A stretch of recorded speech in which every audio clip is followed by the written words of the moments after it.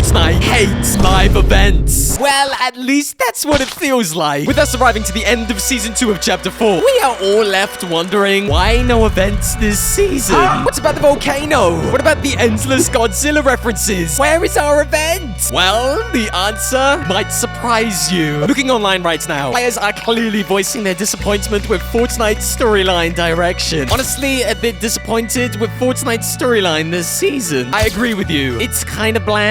I miss Chapter 1's events. I have given up on trying to understand it at this point. I just play to have fun and advance in the battle pass. Man, I wish the storyline got a lot more interesting like Chapter 3 Season 2. So, what has been happening with the Fortnite storyline? And why does Epic Games now hate live events? Fortnite's most disappointing live event was the Herald Showdown, in which there was no showdown to be seen. There wasn't even an event, though! There wasn't even an event! But hold on, we must go further back to see where things started to change. Chapter 2 in Season 3 saw a release of the Fortnite Flooded Islands. This was a super hype season, with the most map changes ever made in one Fortnite update. The water levels were slowly dropping, and players were excited to find out what would be happening in this flooded season's final event. What would be underneath the water that would change Fortnite's storyline forever? Except it was Coral Castle. It was a whole season dedicated to the arrival of Coral Castle. This was the first season in Fortnite where Epic Games decided to do a great season and have no proper final event, and players were left a little confused. At the beginning of Chapter 2 Season 4, the Galactus event, players quickly forgave Epic Games because of the brand new Galactus event that was definitely coming to game. Galactus could be seen in our Fortnite sky, and he was getting bigger every day, building up hype for the final event, which came, and it was pretty epic. Good job, Epic. But things took a turn for the worst in Chapter 2 of Season 5, the Zero Crisis event. Jonesy made his way to our Fortnite Island, delivering us a bunch of collaborations throughout the season. Players were unsure if Epic Games was building up to some kind of live event, and it was, except it wasn't a live event, it was a single-player event that players could only access at the start of the new season. This was our next warning, that Epic Games was changing the way that they did live events. It seems now that live events weren't always going to be live. They can now be single-player and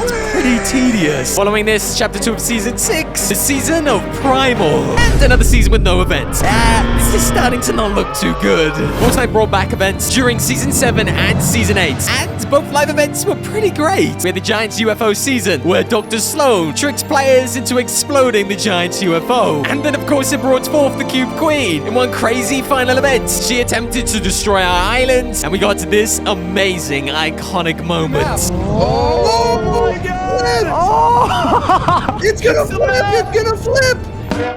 Huh? It really seems like Epic Games was back to their old tricks once again. But unfortunately, this did not last. Continuing the decline of Fortnite events, Chapter 3 of Season 2, The Resistance, went live. For many players, this is a golden season in Fortnite's history. But hold on, things are about to get a little controversial, so sit tight. We on this channel covered the entire storyline of the Resistance season, following each battle between the Seven and the Imagined Order. Through the entire season, the Seven claimed victory over the Imagined Order, winning back every single territory in each update. This led to the Imagined Order being cornered and trapped in one final location with no way out, leading players to question, what was the Imagined Order's plan? How could they possibly defeat the Seven after losing every single battle and being cornered into one location on our Fortnite Island? They were out of tanks, out of territory. So the exciting mystery was, how would the Imagined Order survive this? Well, this is where it went wrong. With no build-up, Epic Games magically added the Collider, a device that would destroy the island, and it just appeared with no construction, no secret map changes, just boom, it's in your game. At the same time, we also found that Paradigm was flying back to the island on a giant robot for some reason, and somehow, rather confusingly, this giant robot was going to fight the giant Collider.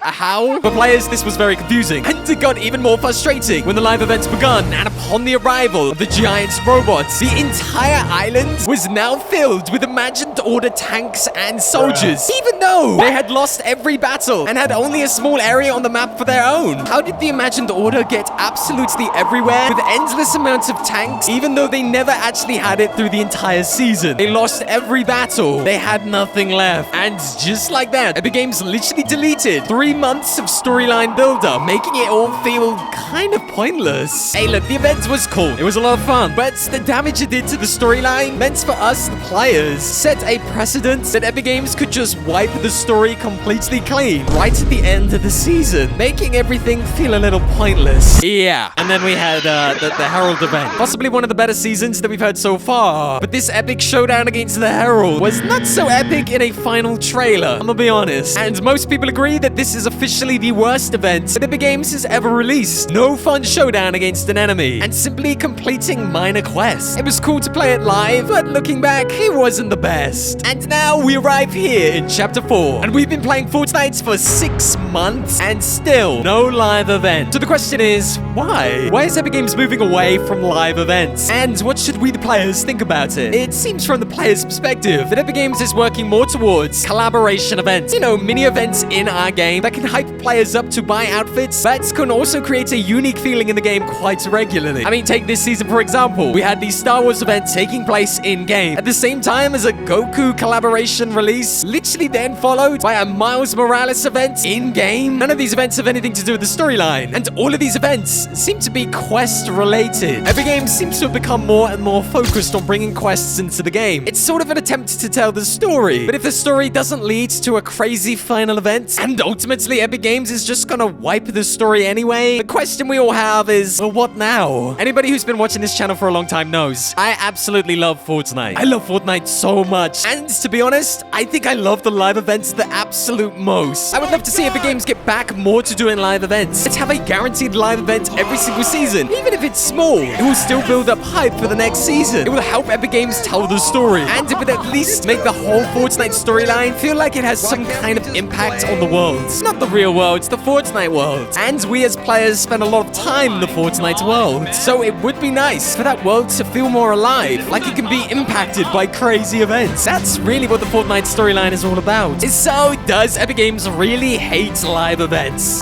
No. It just seems Epic Games is no longer prioritizing them as a way to tell the story, and is in fact using quests as a tool to push the storyline along. What do you guys think about everything we've talked about? What do you think I got right, and what do you think I got wrong? I'm gonna be reading all the comments, so let me know. I'm super interested to find out. Oh yeah, by the way, I really gotta say this. In trying to find clips to do this video, there is literally no streamer that has better reactions to events than Courage. I ended up watching like a whole bunch of his reactions to the events. His literal reaction is exactly how I look when I play these Fortnite events. So my man is so excited, and I actually think he has the best reactions of all time. I just wanted to drop that in there because I thought it was cool. I mean, the way this man is moving right now is literally what I do during these events. My hands are on my head, and I'm freaking out. Anyway, just thought it was some fun. Alright guys, I'm gonna catch you soon. Peace. Oh.